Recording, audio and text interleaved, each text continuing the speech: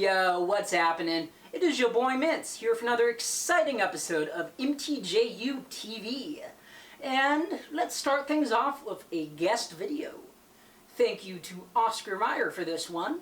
He got us an interview with the legendary filmmaker, Michael Bay. Now let's roll that footage. A once-in-a-lifetime opportunity. Talking Heads' magnum opus live concert film, Stop Making Sense, came back to theaters after nearly 40 years off the screen to select IMAX locations around the United States, and I had the pleasure of getting to see them yesterday. The film and accompanying album perfectly demonstrate Talking Heads at the peak of their popularity and capability. Songs like Psycho Killer and Life During Wartime take on new versions far removed from their studio counterparts.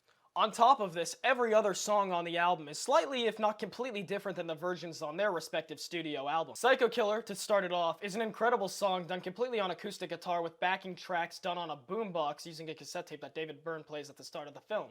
As he continues throughout the song, the boombox tends to take over compared to his acoustic guitar, followed by David Byrne struggling to walk on stage as he trips over his own footing. It's kind of stressful to see. You'll expect him to fall over and maybe even break his guitar, and yet he still stands up straight afterwards. Life During Wartime, one of my personal favorites on the album, perfectly showcases this. Throughout the song, not only does it sound dramatically different from its studio version, but also the dancers, both the band and their backups, tend to give it this vibe of what I've heard described as autistic dance music, for lack of a better word. And that's something that you tend to see throughout the rest of the film. David Byrne presenting the song, or presenting instead of singing, the way that his booming vocals like a gospel preacher throughout the song Once in a Lifetime, a classic, in between him seizuring up and spazzing out and being unable to control his body really invokes the images of a megachurch gospel in which they use their blind faith to cure the literal blind or disabled. As a matter of fact, the further the film goes on, the more unique and disturbing or creepy or impressive the visuals become. We get to a point in the movie where we have this breaking point, swamp. David Byrne's off stage. They cut to a short intermission and he's back. His hair's slicked back. The stage goes red. This is a very weird and unique Talking Heads song, something hard to find something similar to in other bands. And we get this great jump scare. David Byrne lying down. He pops up. The background's red. His eyes are peeled wide open. It's an incredible song. It's an incredible performance. But it's not the end of themes like that in the film. Following that song up, we get What a Day That Was, a David Byrne song, a solo song from one of his albums that they turned into a Talking Head song for this, where the lights are black and it's uneven and it gives him this deep look in his eyes as the lighting surrounds them but doesn't actually light up his eyelids. It's very weird. We get these weird close-ups of all of the band members in this dramatic lighting as they move around and dance and perform the song. David Byrne's vocals make it again seem like a gospel song, just as Once in a Lifetime. However, it's a lot more creepy than Once in a Lifetime. And furthering that, we then get to Girlfriend Is Better after a few songs, where the beginning of it's this dark background, shadows. David Byrne we haven't seen yet at this part of the film, and his shoulders in his shadow are massive, his head is tiny, and it just gets closer and closer to the screen. Seeing this in IMAX is quite impressive. Anyways, the rest of the songs are actually pretty silly. Once you get past that part, it's mostly just him dancing around in his big-ass suit. After seeing all of this, it's no surprise that the guy who directed the movie went on to create Silence of the Lambs. Some of the other songs of note include This Must Be the Place, one of Talking Heads' greatest songs. It's a beautiful performance in which we get to see David Byrne dancing with a nightshade, a lamppost. Very emotionally, I might add, first for cinema, a man dancing with a lamp, and it being a very beautiful sight. But there's something else there that's quite sinister. At around the beginning of the song, of course this was made back in the 1980s, or as they called it back then, the 1980s. There's this shot of the New York City skyline behind them on the stage, and you can see there the Twin Towers. Why is this important? Well, I might have mentioned it earlier, but this film released to IMAX on September 11th, 2023. Do you know what else released on September 11th? the Michael Bay Teenage Mutant Ninja Turtles movie, which also takes place in New York. I found this very disturbing and suspicious, considering that Michael Bay's reputation as a filmmaker does not nearly match that of anyone involved in this film.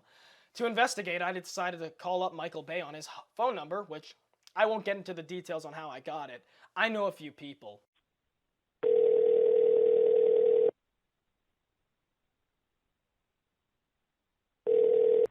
Hello, is this Michael Bay?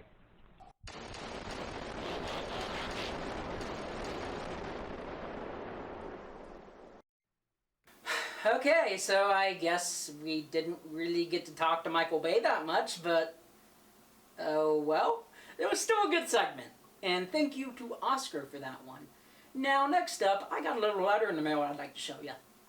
Well, look what we have here. A letter from Vin. Vin's my buddy from the neighborhood. Everybody in the neighborhood knows Vinny. Great guy. Let's see what this letter says. Got my little letter opener here. Oh.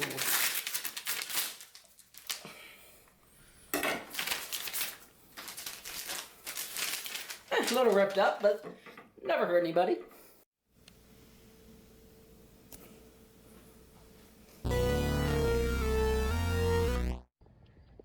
Thank you, Mince. This is Vinny DeMarco here from DeMarco's Crime Watch. I'm here in Detroit, Michigan, and if anybody knows anything about me, I've studied crime from Detroit to Los Angeles. I've got my Los Angeles hat as a souvenir from my long time of watching crime there, all the way to New York City. Today I'm in Detroit, Michigan. I'm in the city, you guys. These are crack houses. These are all crack houses, but that's not why I'm here. I'm not here to look for crack in crack houses. I'm here to look for a super individual who's been known to be forging tax documents, and I've been tipped off exactly how to find him. We're gonna go find him now.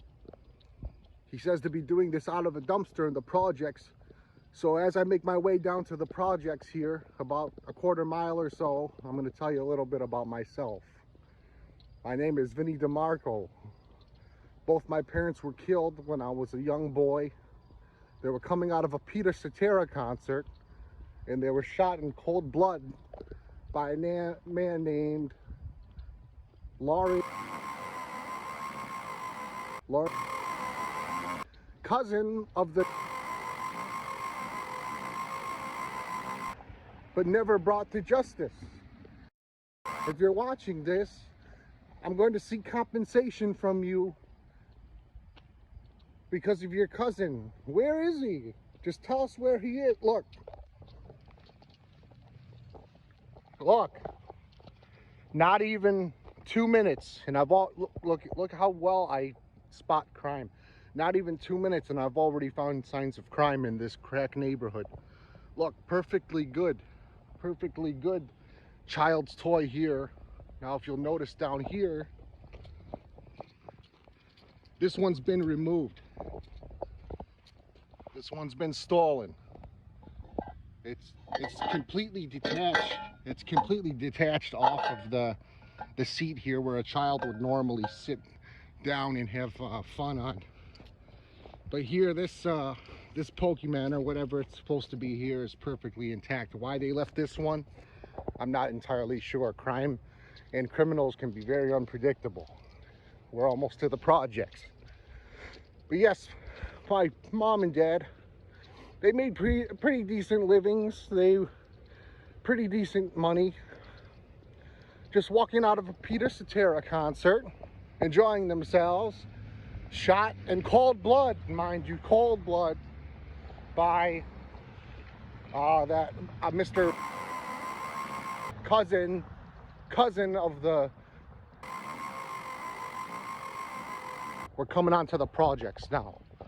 These are the projects behind me here, to my right or left, and I can already see the dumpster where our perp is. Our perp is in there, and he's forging tax documents. Look at all these crack houses. Look at all these crack houses.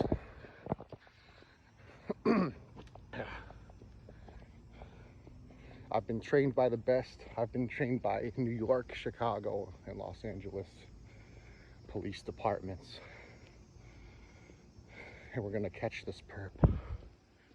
We're gonna catch him, and if we catch him, we'll use force on him. I've been given the right to do so. We're gonna find him.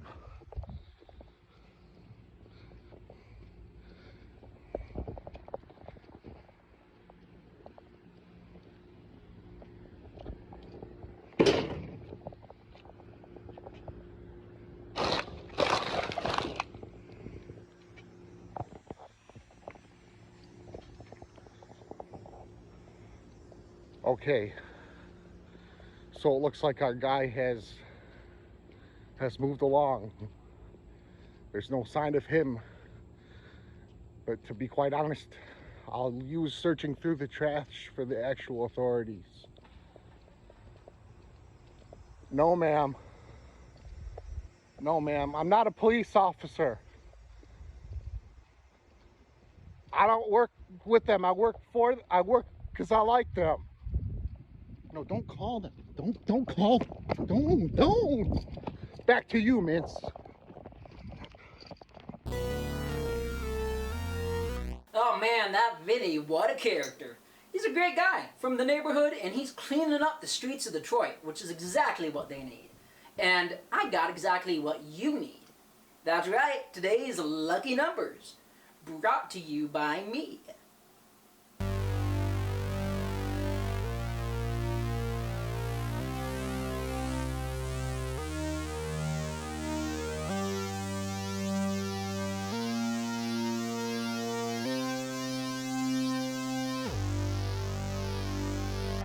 Well, I hope those numbers are lucky. I'm not entirely sure. I just kind of made them up as I went. Anyways, time for our final bit. So, there has been an invasive species in Pittsburgh called the Lanternflies, and I have got some on the streets reporting for you about it. Take a look. The streets of Southside are no stranger to visitors coming and causing a bit of a ruckus. All the drunk college kids support the economy, so who's complaining, really? But there is a new group of troublemakers in town, and they are the Lanternflies. The Lanternflies are native to China, but they have become an invasive species all over the world in places like Japan, Korea, and, of course, the United States of America. They left China because of the communism, they left Japan because of the animes, and they stay in America because of the boom. Lanternflies are a particularly problematic invasive species, due in part to their alcoholic tendencies and their classification as a litter bug. Litter bugs are a form of pest that are known for their complete lack of regard for anybody around them and their tendency to throw their trash everywhere. This trash typically consists of broken glass bottles, cigarette cartons, and all other kinds of nasty junk. Lanternflies are a pest, and just when you're done cleaning up after them, they make another mess on the next Friday to Saturday night. The government gave you those fancy fly swatters, so use them to kill these little buggers and protect our environment. Okay, but seriously, this isn't Philly. Just use the trash cans. Don't throw your trash on the street. Is that too much to ask for? And that is today's episode. Thank you for tuning in, and as always, have a fantastic night.